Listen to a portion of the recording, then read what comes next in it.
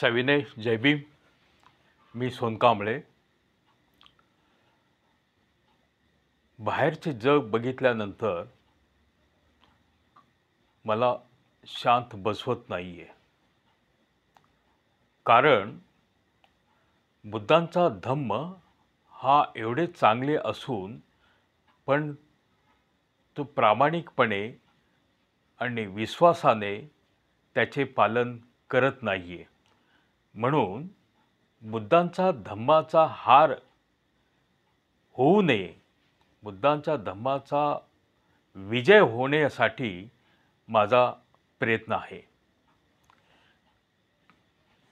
बुद्ध आणि डॉक्टर बाबासाहेब आंबेडकर जगामध्ये वंदनीय आहेत, तरी पण आपण विश्वासाने डॉक्टर बाबासाहेब आंबेडकरांनी काय सांगितले त्याप्रमाणे आपण पालन करत नाही आहे. का? त्याचे कारण काय आहे? म्हणून मी त्याच्यात परिपक्वपणा आणि ताकद येण्यासाठी माझा प्रयत्न आहे.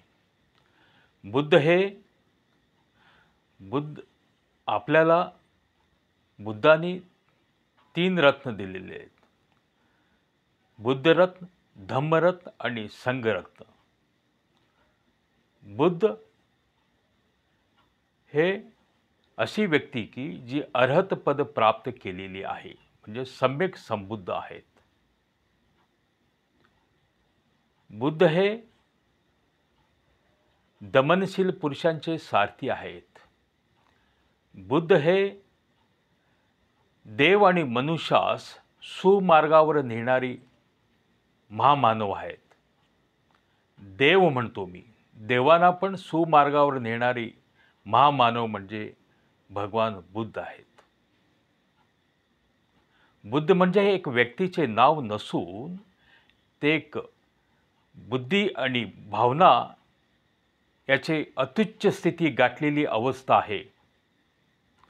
बुद्ध म्हणजे परिपक्व प्रज्ञा, करुणा, मैत्री आणि विपुल वीर्य याचे प्रतीक आहेत.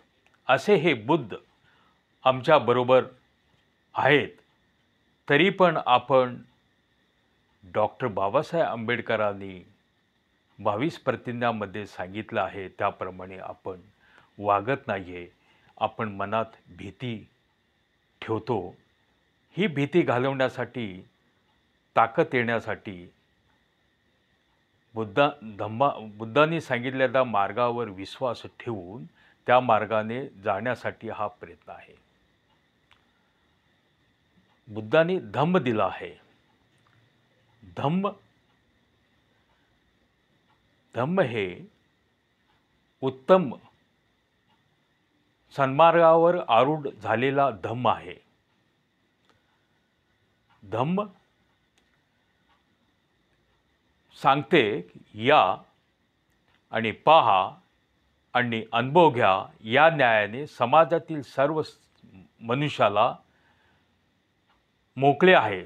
कोणी पण येऊ शकते आणि अनुभव घेऊ शकते आणि सम्यक संबुद्ध होऊ शकतात. तो ज्ञानेंद्रियाने आपल्या स्वतःच्या ज्ञानेंद्रियांनी अनुभव घेऊ शकतो. तिथे काही जादू टोणा नाही आहे. तुम्ही अनुभव घेऊ शकता. असे हे धम्म आपणास बुद्धांनी दिलेले आहे. धम्म हे समाजामध्ये 2 व्यक्ती एकत्र आले तर त्या 2 व्यक्तींना ही धम्माची आवश्यकता आहे. जर एक व्यक्ती जगत असेल तर त्याला धम्माची आवश्यकता नाही आहे. समाजामध्ये माणसे असतात. माणसाचा ग्रुप असतो, संघ असतो. त्या माणसाने एकमेकाशी कसे व्यवहार करायला पाहिजे त्याच्यासाठी हे बुद्धांनी दिलेले आचरण आहेत. धम्म हे वेळ आणि काळ याच्या पलीकडे आहे. बुद्धांचा धम्म हा 2500 वर्षापूर्वी तेवढेच महत्त्वाचे होते आणि आत्ता पण तेवढेच महत्त्वाचे आहे. कारण मानव पिढी ही वेगवेगळी पिढी असते, नवीन पिढी असते, म्हणून त्याला धम्माचे उपदेश करणे हे गरजेचं आहे. धम्म हे बुद्धांनी उत्तम प्रकारे उपदेशलेला धम्म आहे. असे हे धम्म अष्टांगिक मार्गाचा पालन करण्यास सांगते. कारण की समाज, देश हा मनुष्यानी बनलेला आहे. देश म्हणजे काय जमीनच नाही आहे, त्याच्यात माणसे वावरत असतात, जगत असतात. माणसामध्ये प्रबुद्धता कसे येणे आवश्यक आहे याच्यासाठी बुद्धांनी प्रयत्न केलेले आहे. बुद्धांच्या धम्मामध्ये मानव, सजीव प्राणी महत्त्वाचे आहे. देव आणि धर्म आणि स्वर्ग आणि नरक हे महत्त्वाचे नसून मानव आणि सजीव प्राणी महत्त्वाचे आहे. म्हणून बुद्धांनी तिसरे संघरत्न दिले. संघरत्न हे न्याय मार्गावर आरूढ झालेला संघ आहे. संघ भिक्खूंनी बनलेला संघ आहे. तो आमंत्रण देण्यास, त्याचे पाहुणचार करण्यास आणि त्याला दान देण्यास आणि त्याला हात जोडून वंदन करण्यास पात्र आहे. बुद्धांचा संघ हा अथांग महासागरासारखा आहे आणि त्या महासागरामध्ये अनेक भिक्खू भंते येतात. जसे महासागराला नद्या येऊन मिळतात आणि त्यावेळी नद्याचे अस्तित्व संपते आणि महासागर म्हणून ओळखला जातो, तसे बुद्धांच्या संघामध्ये सर्व भिक्खू ते सर्वांना सहभागी करून घेते. असा हा अथांग महासागरासारखा बुद्धांचा धम्म आहे. धम्म म्हणजे कुठले धर्म, कर्मकांड करण्यासाठी नाही सांगितलं आहे. धम्म हे जगण्याची कला आहे आणि ही जगण्याची कला सर्व मानव प्राणी बुद्धांच्या फिलॉसॉफीवरच जगतात, पण दुकान त्यांचे मांडलेले आहेत. बुद्ध हे 2500 वर्षापूर्वी होऊन गेलेले आहेत आणि त्याच्यानंतर 1200 वर्षानंतर मुस्लिम धर्म आला आणि 600 वर्षानंतर ख्रिश्चन धर्म झाला. आता हे नंतर आलेले धर्म बुद्धांचे अभ्यास करूनच या आपले धर्म चालवतात. पण बुद्धांनी कुठल्याच प्रेशर म्हणजे बंधन, असेच पूजा करा, तसेच पूजा करा तरच मी प्राप्त होणार, असे नाही आहे. बुद्ध सर्वांना मोकळे दिलेले, स्वातंत्र्य दिलेले आहेत.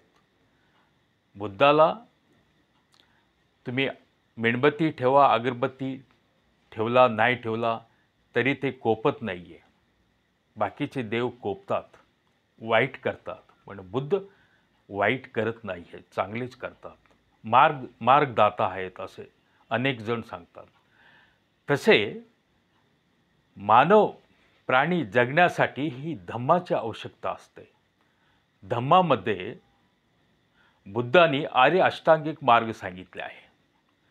सम्यक दृष्टी, सम्यक वाचा, सम्यक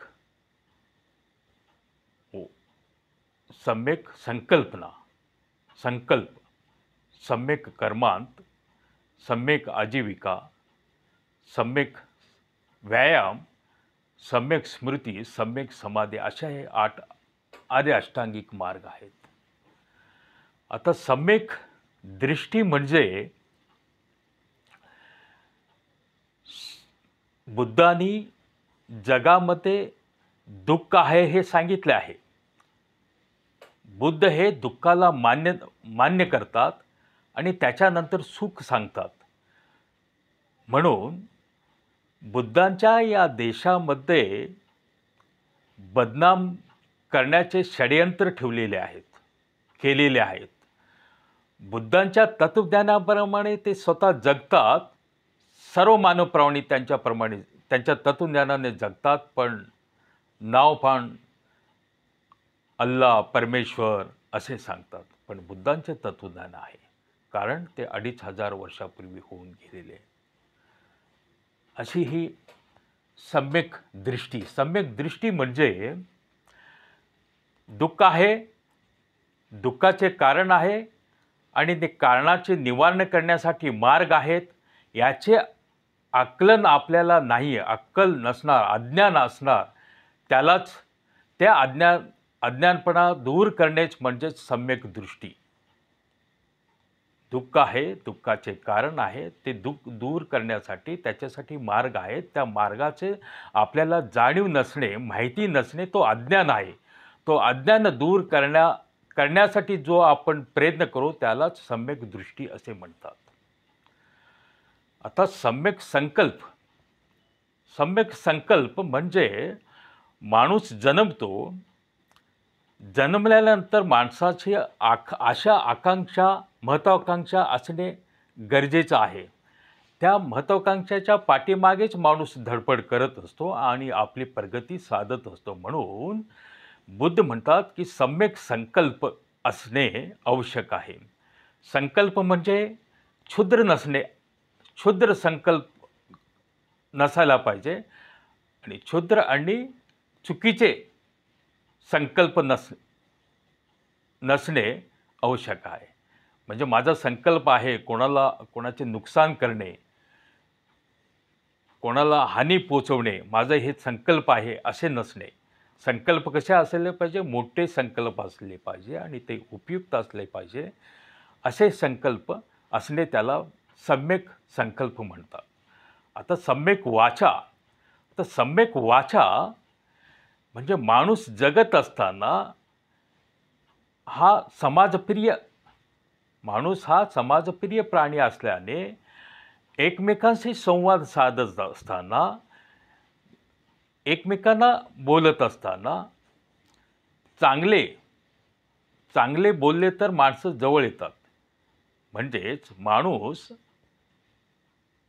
चांगले बोलले पाहिजे, मुद्देसूद बोलले पाहिजे आणि समजेल असे बोलणे आवश्यक आहे. असे बोलू नये की कल्पना करून कोणाची निंदा करणे, खोटे बोलणे अशा गोष्टी करू नये असे बुद्धांनी सम्यक वाचा असे सांगितले. ते का सांगितले आहे की मानव प्राण्याला समाजामध्ये वावरत असताना ते गरजेचं आहे. म्हणून सम्यक वाचा असे बुद्धांनी सांगितले आहे. आता सम्यक कर्मांत म्हणजे आपण समाजामध्ये वावरत असताना दुसऱ्यांचे हक्क आणि भावना याचे जाणीव ठेवून आपण आपली कृती करणे आवश्यक आहे. त्यालाच सम्यक कर्मांत असे म्हणतात. पण असे समाजामध्ये वावरत असताना तुम्ही बघू शकता का, सर्व आपले स्वतःचे फायदा बघत असतात, दुसऱ्यांचे हित याचे जाणीवच ठेवत नाही आहे. अशा पद्धतीने हे समाज आहे या भारत देशामध्ये. म्हणून जागतिक स्टडी केले तर भारतातील लोक हे आनंदाने जगत नाही आहे. याचे कारण हे आहे. आणि हा सम्यक कर्मांत झाला. आता सम्यक आजीविका म्हणजे तुम्ही जगत असताना तुमचे उपजीविका आहे, कोणाला हानी पोचू नये असेच उपजीविका करणे आवश्यक आहे. हे सम्यक आजीविका. आता सम्यक व्यायाम शरीर चांगलं राहण्यासाठी आपण शारीरिक व्यायाम तर करतोच. पण बुद्ध म्हणतात जसं शारीरिक व्यायाम करतो तसेच मनाचे व्यायाम पण करणे आवश्यक आहे. ते कसे? मनाचे व्यायाम म्हणजे मनाचे व्यायाम म्हणजे वाईट विचाराकडे, जर मनामध्ये वाईट विचार येत असतील तर त्याला अलिप्त ठेवून चांगले विचारांचा संचय करणे ही सम्यक सम्यक स्मृती आहे. सम्यक स्मृती म्हणजे आपल्या शरीरातील सुखदुःखाचे जाणीव करून वेळेवर उपचार करणे याला सम्यक स्मृती असे म्हणतात.